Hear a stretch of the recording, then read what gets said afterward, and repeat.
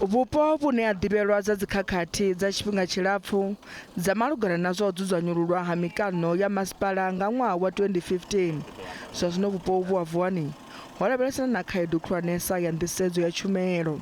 Vhupo uvhu ho ambarelwa nga thaidzo dzi sa vhuyi dza vhudziswa sa ya dzibada dzi sa tshimbilei, u shaya ndisedzo ya tshumelo na thandela dzi sokou imaho fhethu huthihi.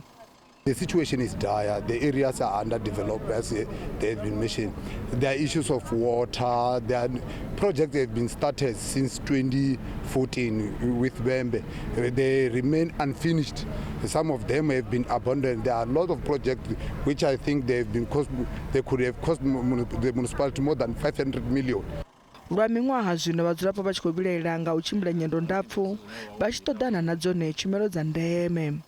Ahuna kiḽiniki ri tou ya tshino ha Manavhela Tshembupfe, ahuna maḓi a konḓa, bada dza hone a dzi tshimbilei, ndi uri hana mvula ndi uri na vhana vha balo ya tshikoloni. We don't have water. We buy water every day and we walk kilometers to get water. Mufarisa minista Vho-Siweya vhari muvhuso ḓo dzhena fhasi wa sedzana na fhungo iḽi ḽa ndisedzo ya tshumelo dza ndeme vhuponi uvho.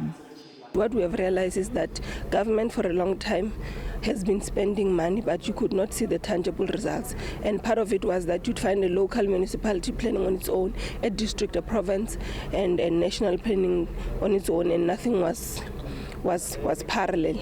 And so we are hoping that with the DDM, those things can be solved.